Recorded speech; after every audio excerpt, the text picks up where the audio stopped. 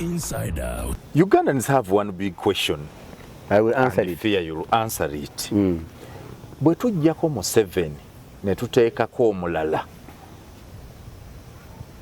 munaagondera okwagala kw'abantu okwo. Eyo debate gye mwogera musinziira ku ki? Olinga ayimiridde ku kitengejja n'ogamba nsobola okubuuka. Kw'osinziira ojja kukka. Hallelujah. This is Inside Out. Ugandans have one big question. I will answer and it. Fear you'll answer it. Bwe tujjako Museveni ne tuteekako omulala munaagondera okwagala kw'abantu okwo. Kubanga omuwendo gw'abakooye Museveni gweyongedde. Nga mumuggyeko mutya? Bakalulu. Ne kaba ka mazima ne bakalangirira. Buli omu agati bayinza okulangirira ebyo. Kandi bayinza okulangira amagye ne gakkiriza okutya kwa bannayuganda ku kyenji kuli kummwe. Kyenkugende nti okutya kuli mubatayi bamusiba tayi bammwe. Ffe tutya. Ni abantu bentambuliramu benkoleramu emirimu. Tebalina kutya okwo. Naye Mwemuyanga wasoma okubala. Mathematics. Nkaaga n'ebitaano kye kisinga obunene. Nkaaga 60 and 500 and 500. 500. Kati gwasimbyewo abavuganya mu parliament nkaaga. Govuganya naye n'asimbawo bitaano. Akalube kagwa n'ogamba gwe nkaaga n'ogamba nti bakubbye. Oba oli mulalu. Ate wootaasimbye obadde osuubira bakulonda. Webale nnyo. Oba tewasimbyewo. But that's what happened. Eyo debate gye mwogera musinziira ku ki? Olinga ayimiridde ku kitengejja n'ogamba nsobola okubuuka. Kw'osinziira ojja kukka. Hallelujah. Bwenga omuntu teweegomba kulaba ku civilian leader ng'afuga Uganda. Don't you think about it? Lwaki nkyegomba? Because only then shall we prove nti mwina kye mukoze. You said you were a teacher. Your efforts are reflected in the third term. We are not in the laboratory. Muyanga labu najifuluma maliza olevo sijiddangamu. Tojja kunsindika mu laboratory ya politics. But I want to experiment. If you want leadership, go Mwemuyanga campaign. Na Uganda bakulonde nja kukubira saluti. Gubadoka abantu bakubidde saluti. Ba Uganda olukulonda papa. Where is the laboratory in this? Anjuge segomba. Tugezeseeko tulabe so that your efforts of 40 years kyemukoze emyaka eno okulaba nga mukoze is when we experience and see it that a civilian leader is leading and is saluted by you, the military. I better help you. Our desire is a peaceful Uganda with patriotic citizens that are progressing and are free. Are we having it? Are we having those four?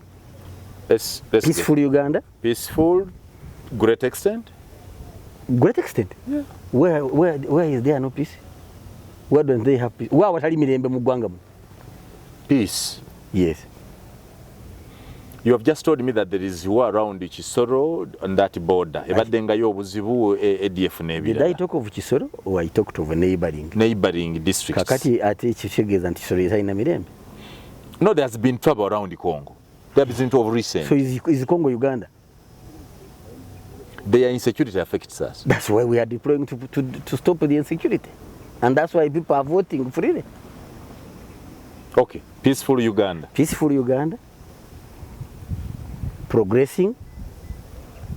Peace comes even when the country is poor, when people are suffering from poverty. We still count them peaceful? Because you said you are an economist. Yes, and I'm going to answer you. Yes. So I said peaceful because even a poor person can have peace. And they have been living within his poverty. Of course. Okay. Peace in poverty.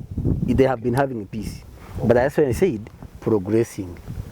No, progress, we are progressing. That one I agree. Very good. Every day there is an addition. Thank you very much. Infrastructure. Now you are talking, sir. That is okay.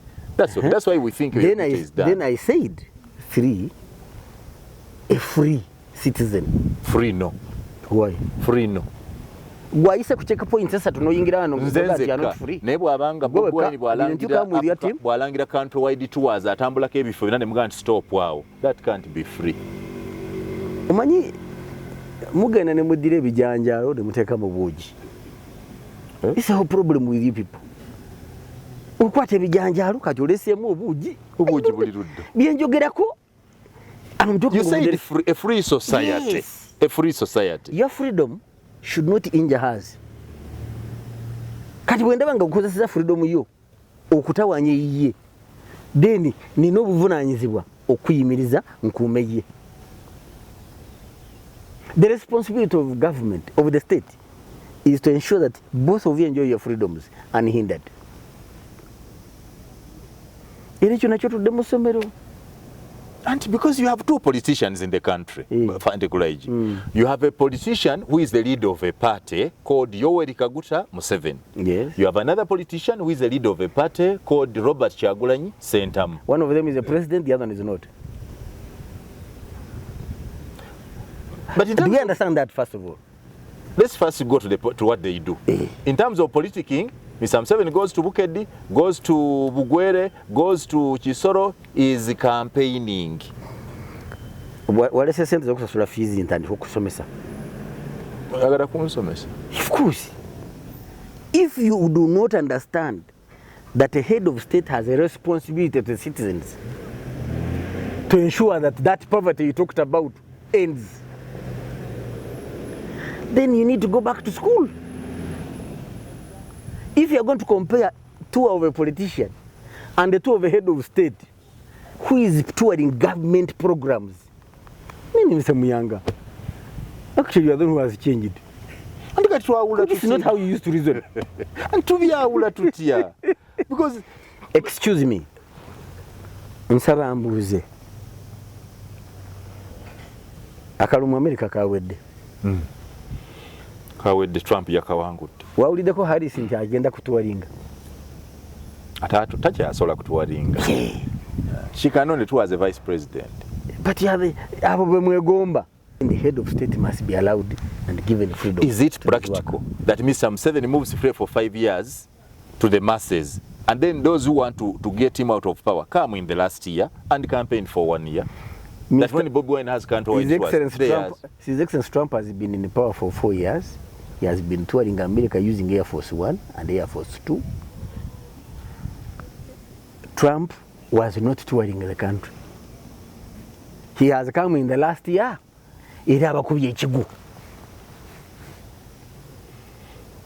Mwagala nnyo kupa America only when it favors you. Uza kirala niyo ekyo mwakigwa. For you want politics from A to Z. Obulubuwedde mukya politikinga tunaakola ddi. And yet people are poor. Njagalira kibuuzo kyenkubuuza abasinga kye batyo kubuuza. Tusobola okulonda omuntu atali Museveni ne tusigaza emirembe. Guno mulundi gwa kusatu abaagala agende baweze. Mwami Muyanga, tutegeera tutya abantu kye baagala tugenda mu kalulu. Nende tubabuuza. Twalina akalulu emyaka 3 egiwedde. Twakakuba. Balangirira yawangula akalulu. Yes, bamulangirira. Kati ekibuuzo kyombuuza kyaki? Anti bali bagamba yakakwatamu. Kyena kubuuzizza. Gwe yateekawo 6 ne yateekawo 5. Ow'ebitaano akuwangudde nti yakubye. Your mind must be warped. Sinza nagamba nti olowozesa bigere kubanga ebigere biba bimanyi gye biraga. Really? Otaddewo candidates 6. Opponent afiridinze 5. Yes. N'ogamba nti wakuwangula akubbi. Yes. Kati kyenjagala Kulayigye alowoozeeko lwaki nataddewo 6? Circumstances are so hard that I cannot put everywhere. For him, it's free to put everywhere. Mwami Muyanga, tell me any single candidate, Parliament, that was stopped from campaigning because of his party or her party? Nobody, but there was no money. The opposition had no money to fill the people. We are giving billions to opposition to rope. We are giving billions to political parties. What are you talking about? Mukusendya mu musolo mumubalimbira. Yomanyiko nti waliwo ekiseera wano bannabyabufuzi ab'omu opposition ne balimbanga abalonda nti tebafuna musaala. Muli bantu mwe. That lie is unsustainable. But they did. That is unsustainable. They did. Nobody, everybody gets abamu this. Abamu kubwenjogera kati ba minister mu government eno. Ababyogeranga. What is the response of the army when in a situation of economic suffering? Obwavu babweyongera mwenga military. Kiche muina kwanga batusubizaako nti mugenda kola mwongere ku bungi bw'emmerera kasita munakola operation wealth creation military yejikute mmere jako yongera when there is higher production poverty will go.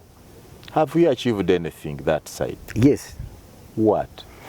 If I work in our farm in the Kabamba, if you don't come as an employee on that farm, will you get money in your pocket? No, what should I get? I can't. Thank you very much. If government has brought programs to the villages and you get the money and marry a second wife, will you improve on your situation? I'll improve on children. Kimukula naddala abantu babe Busoga. Tarisiti omuko gude twagikola mu Busoga. Kaliro. Across the entire Busoga. The 11 districts of Busoga. Navayo nga ndi munaku wavu. Kuba muli bakodomi bange. You excelled in child mothers. That's true. That's a fact. Minister of Health has proved that. You excelled in tugende tubutesita zalaba. Cervical cancer. You excelled in poverty levels, being so low. UBOS has proved that. But from 96, there are government programs for poverty alleviation. Now you have come to my page. Yes. Obwavu obwabone Busoga. Museveni n'atwavuwayiza. Akoze ki? Ndyoke mbakubire side yate. Akoze ki? Museveni yatwagana ni factory Kamala. Grain milling. Tip top. Nedindi Kamala dali. Ginger. People were working 3 shifts. From 8 to 2, from 2 to 10, to 8, from 8 paka morning. Museveni were the factory. You see, that's the mistake again you make. Okwegoluso golungi tukwe kumatiza. Tip-top employed how many? And they were there Busoga.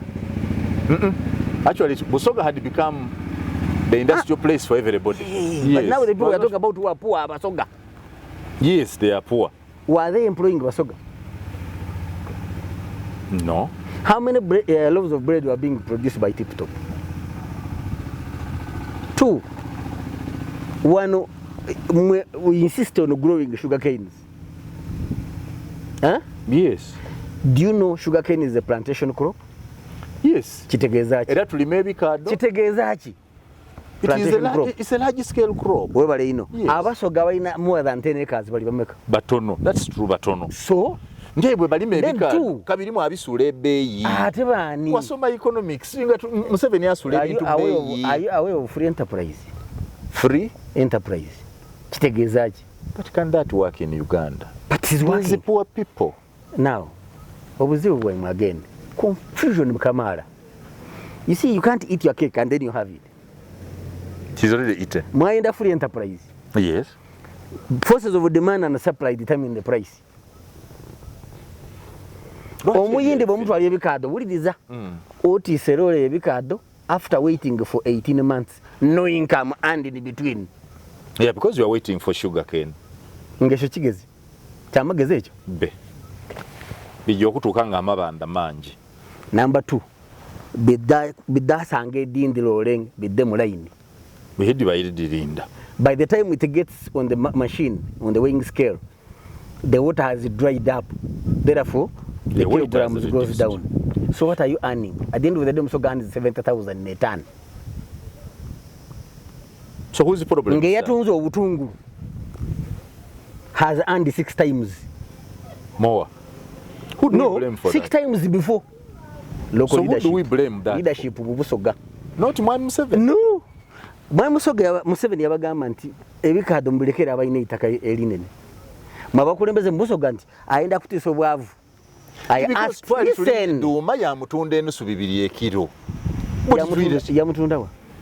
Bali maduma abasoga, there was a maize boom. The kilo went to 200. So, forces of supply and demand means what? When you have excessive supply, prices go down. Now, because you want to be popular, you don't want to tell the truth. And Museveni has told you, how many times has he said small-scale farmers don't grow maize? Yeah, I'll give you an example. Who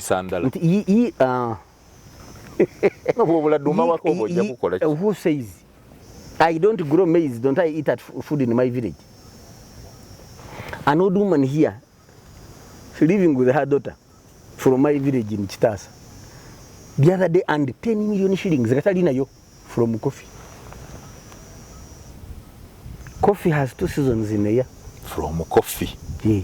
I found from coffee. Yes. I hope the memories of coffee are still fresh. Of course they are, I'm telling you. She has earned 10 million from coffee. She's not even there. Coffee has 2 seasons in a year. True. How many seasons of sugar cane in a year? No season. Now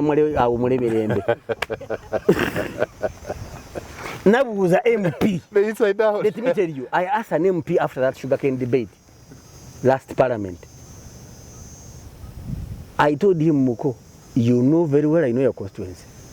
How many people in your constituency can earn meaningfully from sugarcane? Oh, the chance them. Muko, the no politics. So you, the educated Basoga, are cheating your own citizens by keeping quiet on the actual things. You think by tarnishing President Museveni's name, you will gain popularity, but your people are sinking further and further in poverty.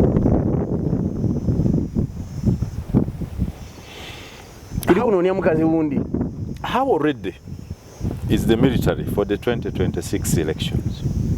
The military has been professionalizing itself, has acquired the capacity, both human resource and the material. It's now in production. We are in construction. We are earning income for the country. So the military is very ready to protect the citizens and their property, whether before, during, and after elections. I am very happy. I think you have studied psychology. You get to know where I'm going even before I get there. The army infringement on our sources of income. If I am to say it in Lusoga, the military is now kumamala everywhere. Tuzimba Nambole, military. Twala kuzimba Lugudo, military. Tuzimbe Derwe, military. So, imwe mujja kukola buli wamu tubaetola sente ife tusibe bugaito bugwa bwangaito daimwe. The military is doing everything except nothing. Kesi yokutereza ebina ati mulete army. Kuzimba Nambola ati mulete army. What are Ugandans left to do, Mwami Kulayigye? I will answer you with a question. Do you have some business ideas? I am a businessman. Thank you very much. I do business. Thank you very much. Do you invest where you make losses? That will not be business. Thank you. Obugalo. The man who had been contracted to repair Nambole charged you 340 billion. The UPDF engineers have repaired that stadium at 97 billion. If you are a businessman worth of mention, would you go for the 340? If I can get the same job, then I will go for 97. If I can get the same quality of job. But you have the quality you are talking about at 97 billion. You see, the president of the country has a contract with the people of Uganda. Right? Yes. There are promises he makes. he must fulfill them. He must fulfill, yes, true. Now, if he deploys Muyanga, and instead of using 10 billion to do what he has been told to do, he uses 2. Yeah. Who will deploy actually the 10 billion and achieve the results he wants? Whom does he go with? These roads are being done now. Why now? What was the sentence that I I think what Mr. Magambo is doing answers you. Alimu kunyiga abantu. Mwe musiba tayi muda mu office ne muda kusendeza government ne muvaabira. Omanye kuvaabira. Yes. And yet you are the very people shouting Kampala the pothole city. Who is presiding over potholes? Those are Museveni's potholes. Now since they are his, let him bring those who can listen to him and remove the potholes. Because you, the Musiba Tayis, who think you are very clever, you are frustrating government programs. And we cannot wait. I have told you, our interest is a peaceful, progressive country. You are given PDM money for the local person. No, Musiba Tayi. Why don't you even put you on the tree? Don't take them there. So,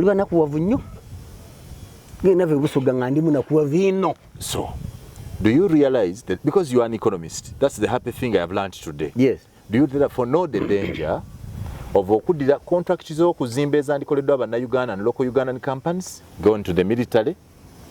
After how long have we done that? For the last 5 years. Actually 7. No. 5, around 5. No. When mwenyigidde mu bintu. Exactly. And after waiting for how many years? 33 years. You people are stealing government money and there's no service delivery. What should we do? But when you have emergencies like COVID, we are the only in the hospitals, wananchi ran away. When you had Ebola, wananchi took off, we faced Ebola squarely. Now, you are destroying the economy. We are saying we must rescue the economy. You say we are going everywhere. You don't know what you want. Kubanga chichi mutakoze kati nere ide bagambi mwemgendo yikola ekituwandiisa abasoma kola mu by'omubalemye.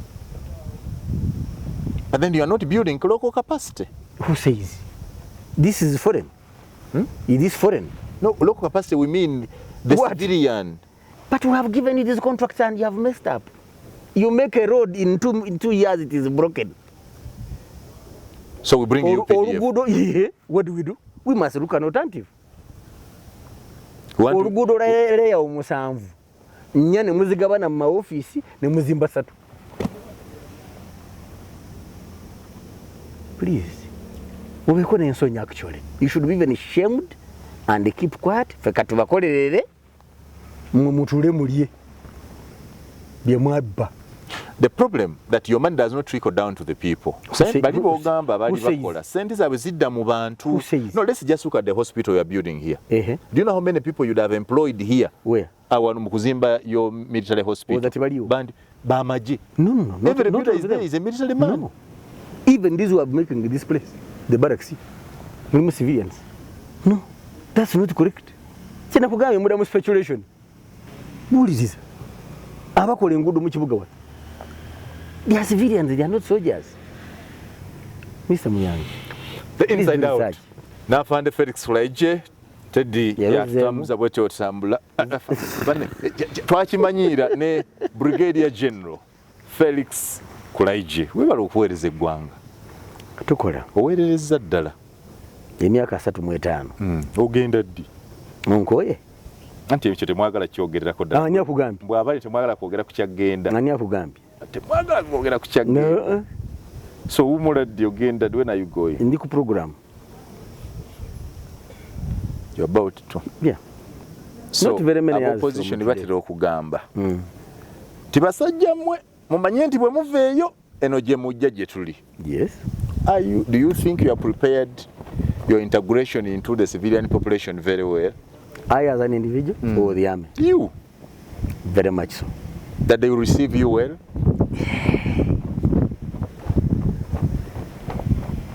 Ekirungi, we were educated on the old proverb. You don't uproot the pumpkin in the old homestead. You don't uproot the pumpkin in the old homestead. Okay. Kitegeeza ki? Nti gy'ova toyombye. Yotera okudda. Thank you very much. We'll wait for you. So, is the issue of the welfare in the military now sorted? It's work in progress. It had been a problem for some time, It's but work, we hear your salaries were enhanced. Salaries were enhanced. They are still being enhanced, especially for these young cadres. We are building them houses, so they stop renting. Mukyayomba ntibajjako income ne renting katugenda gijjawo. Muli mubazimbira abamagye? Tubazimbira amayumba? Yes. Basulenga mu nyumba zammwe? Basulenga mu nyumba zaabwe mu barracks. Tuzaffe zaabwe. Okay. Tukulekerawo okukola ki? Okupangisa. Mutunyunyusa ekimala. Fe okubanyunyusa oba mmwe mutunyunyuta. Let me tell you, abantu abagula construction equipment mu kibuga, they are suffering with it. Nkubulidde ensonga. It is not working. Nkubulidde ensonga. Museveni buli kintu aloza amajege gakisobola eddwaliro majere irwe mulekerawo okuba sente ya gavumenti. Projects zijja kudda. Yes. Nkwadde example. Teeka y'amateeka namwe mwagala okuboma ira kitemubba. You fear a tough military code. Yes. Support a tough code in the civilian. Bagenze mu court ne bavaayo. Musajja natuka ne Kristo ganti abannange beyo mujigane. Ne mukuba enduulu violation of human rights.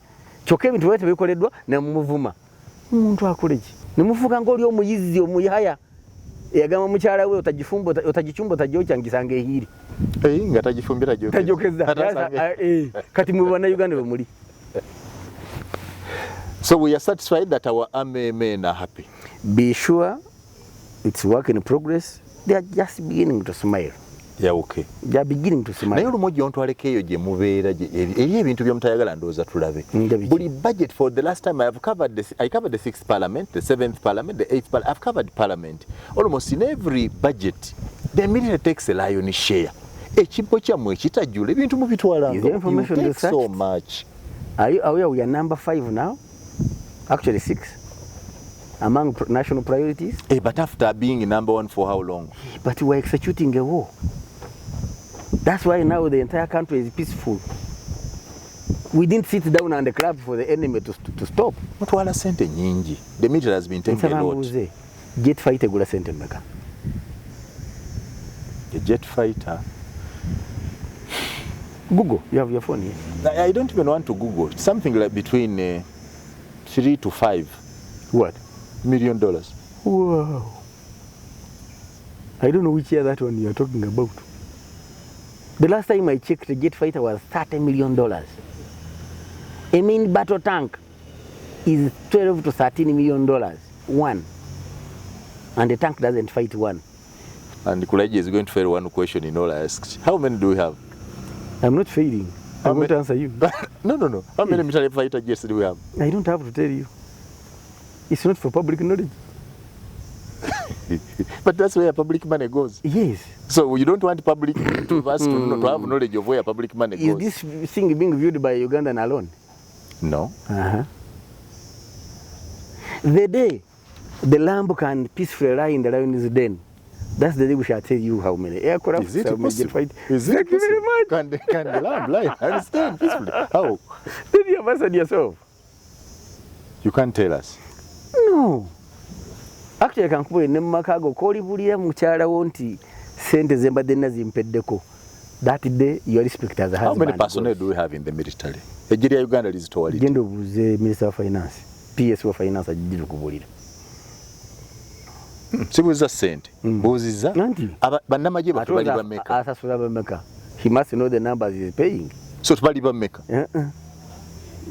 Nakyo yagala nkikubulira se. Nigeria eggwanga tulina bajasi bameka. We are sufficient. How many fighter jets do we have, Afande Kulayigye? We are still building.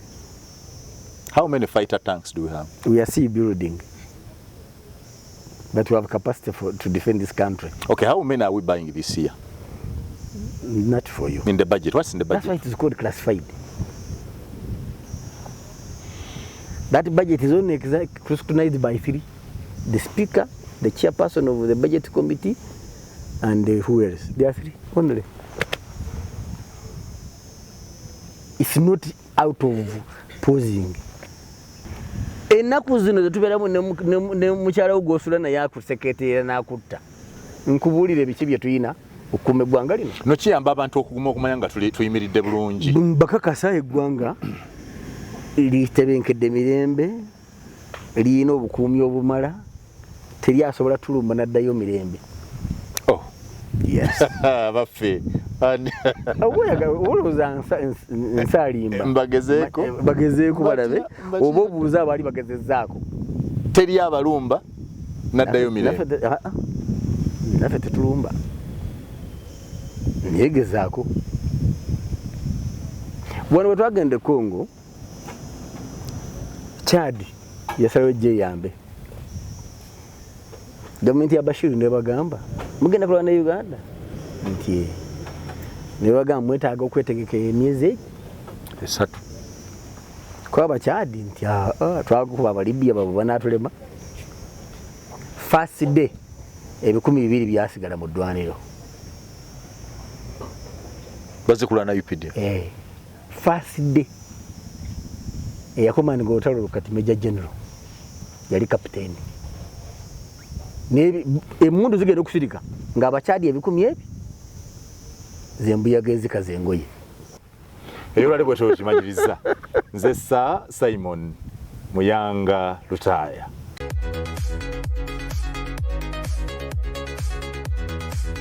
This is